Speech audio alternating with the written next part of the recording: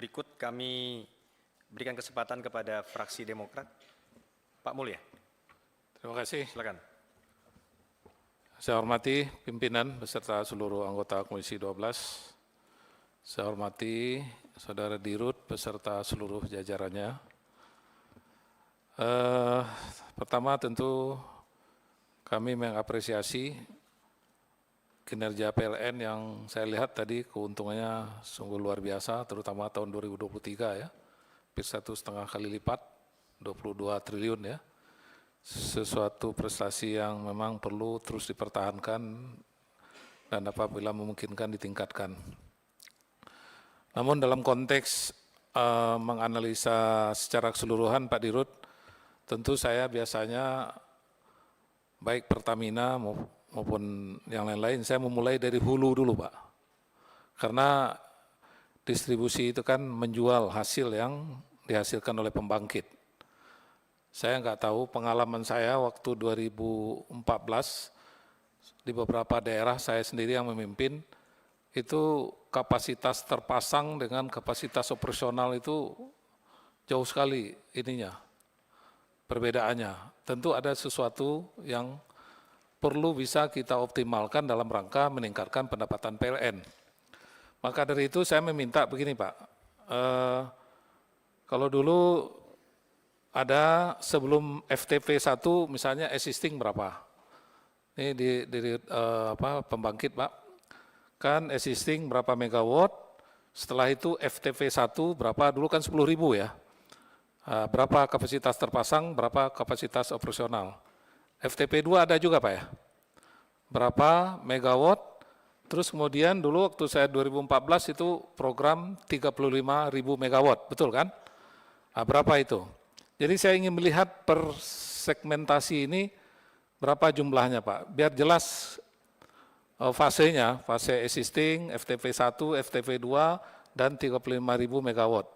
Saya ingin lihat berapa kapasitas terpasang, berapa kapasitas operasional, dan jenis pembangkitnya apa, PLTU, PLTG, PLTA, yang tentu kebutuhan bahan bakarnya berbeda-beda. Saya hitung tadi kalau dari 73.000 megawatt, 66% itu sekitar hampir 48.000 ya, berbasis fosil, berbasis batu bara. Jadi itu mungkin tugasnya Pak Dirut EPI, berapa kebutuhan batu bara per tahun dan disuplai dari mana. Terus kemudian dari masing-masing IPP ini Pak, khususnya yang di luar Indonesian Power dan PJB itu apa namanya sekarang, Nusantara ya.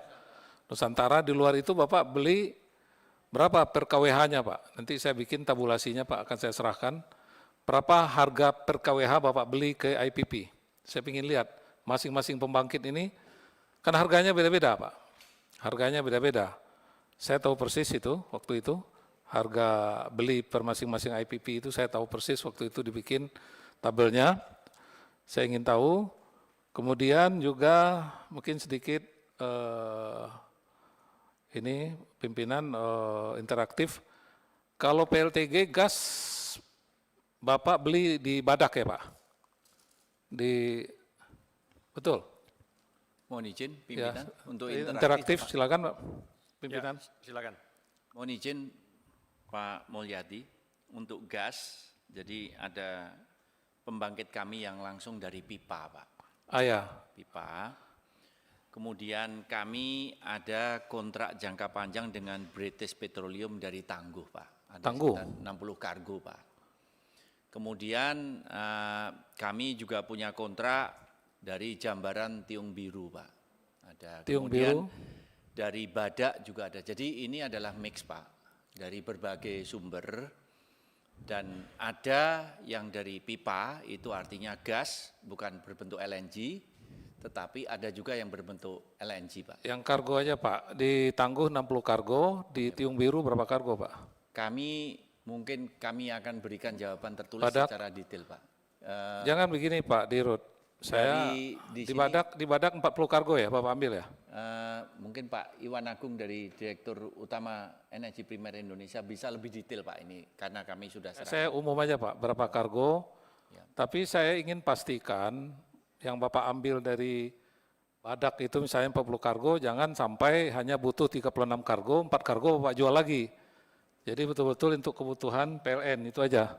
Kalau itu Bapak, kami pastikan kargo yang kami sudah terkontrak dengan kami, semuanya kami gunakan Pak. Untuk pembangkit. Hanya untuk Jadi tidak ada pembangkit. yang dijual lagi ya? Tidak ada penjualan Oke, di luar itu. itu aja Pak. Kalau itu pertanyaan langsung bisa kami jawab Pak. Oke Pak. Tapi kalau berapa kargonya per tahun dari spesifik satu persatu kami bisa nanti jawaban tertulis Pak. Tapi kalau pertanyaannya itu tidak ada kargo yang sudah komited dengan PLN, tidak kami gunakan, semua kami gunakan. Oke Pak. Demikian Pak. Ya, itu saya hanya sebagai DPR yang mempunyai fungsi pengawasan, tentu perlu memastikan Pak. Jangan sampai PLN jadi pedagang juga di sini Pak. Tidak. Terhadap kuota yang dia miliki, dia jual lagi. Ya, ada juga selentingan-selentingan yang masuk begitu Pak. Saya hanya ingin memastikan saja. Tidak apa-apa kalau memang Bapak sudah jawab seperti itu. Oke Pak.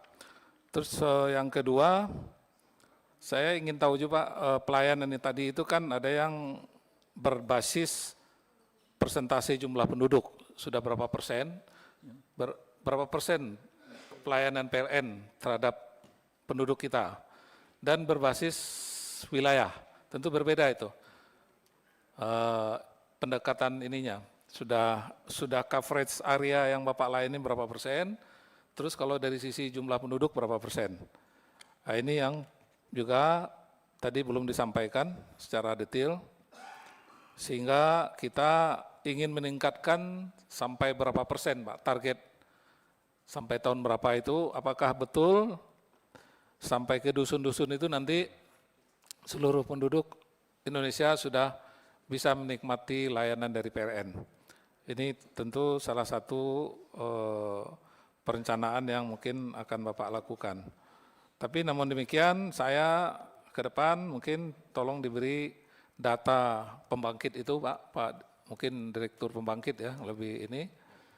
Di Verfase tadi Pak ya, existing sebelum FTP 1, terus FTP 1, FTP 2, 35.000 MW. Berapa kapasitas terpasang dan operasional. Kalau temuan saya itu apalagi FTP 1 itu banyak sekali antara kapasitas terpasang dengan operasional selisihnya besar sekali. Termasuk juga kadang-kadang yang diperlukan GAR 5.000 diisi cuma 3.800, termasuk di daerah saya, sehingga kapasitas pembangkitnya memang nggak bisa optimal. Nah, jadi ini memang bagian dari data yang ingin kita miliki. Setelah itu kita tentu bisa bersama-sama mendiskusikan agar pembangkit kita yang 73.000 itu jangan-jangan bisa sampai 100.000 kalau kita bicara kapasitas terpasang. Cuma kan itu kapasitas operasional itu Pak ya, 73.000 itu operasional ya? Oh terpasang, nah ini terpasang Ketua. Jadi jangan salah persepsi kita ini. Jadi bukan kapasitas operasionalnya berapa?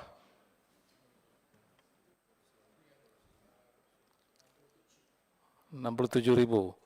Makanya di sini titik sentralnya pengalaman saya masih banyak yang bisa kita optimalisasi di pembangkit Pak. Di mana-mana teorinya kita mulai dari pembangkit dulu Pak. Kalau di minyak itu sumur dulu yang kita cek. Peningkatan lifting kan kita bicara sumur, sama juga kalau PLN kita bicara pembangkit. Saya yakin pembangkit kita itu sebagian besar belum kita optimalkan Pak. Boleh kita cek satu persatu.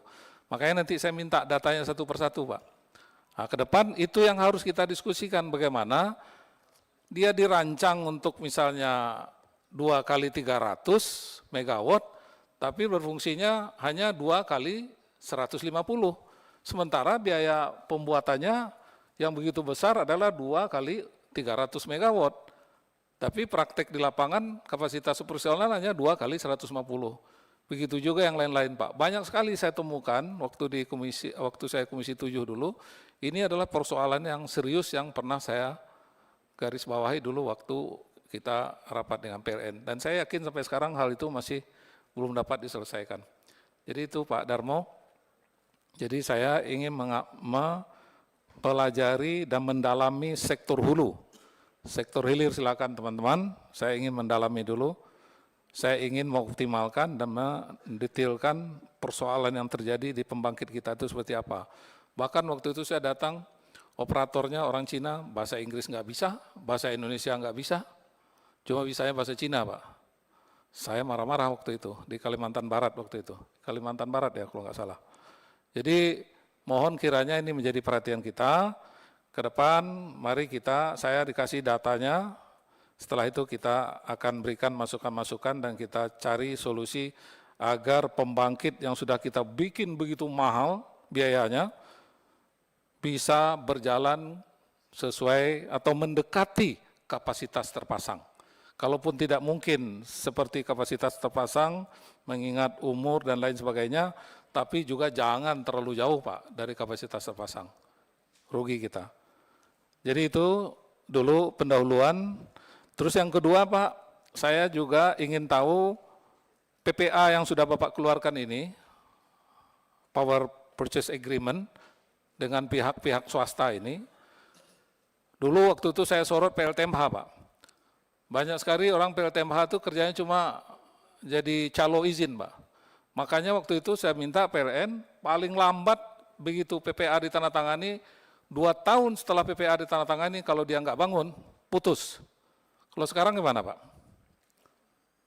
Kalau sekarang PLN memperlakukan PPA itu kalau mereka sudah ditandatangani PPA terus mereka tidak bangun-bangun, apa tindakan PLN? Berapa lama dikasih toleransi? Jadi jangan diberi peluang calo-calo Pak.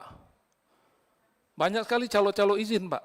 Kerjanya cuma ngurus izin aja Pak dengan PLN. Setelah itu, setelah mereka izin, dia jual lagi izin itu. Banyak itu Pak. Nah, maka dari itu, waktu itu saya dengan Pak Sufyan Bashir, saya minta Pak 2 tahun Pak, kalau mereka tidak bangun, Bapak putus PPA-nya. Jadi jangan kasih kesempatan, peluang kepada calo-calo Pak. Pak Mul, 1 menit lagi Pak Mul. Ya, jadi kita, Pak Ketua, kita ingin menegakkan, ingin memastikan bahwa orang yang mengurus izin PPA itu adalah orang yang betul-betul serius berinvestasi, bukan calo izin Pak. Jadi tolong ini Pak, saya dulu waktu itu ngasih toleransi 2 tahun Pak. Kalau mereka nggak bangun, PPA-nya udah tertangani nggak bangun ya terminate. Bahkan dulu ini IPP banyak kita terminate Pak. Begitu mereka main-main, mereka yang ingin membangun pembangkit segala macam, nggak jalan, langsung putus, beri kesempatan kepada yang betul-betul serius. Banyak investor yang serius, jangan sampai mereka hanya kerjanya ngurus-ngurus izin, jadi calo dan lain sebagainya. Jadi itu untuk pendahuluan Pak Darmo, saya rasa nggak terlalu berat. Ini masih yang ringan-ringan nih Pak. Nanti rapat berikutnya kita kasih yang lebih berat lagi Pak. Terima kasih. Wassalamualaikum warahmatullahi wabarakatuh.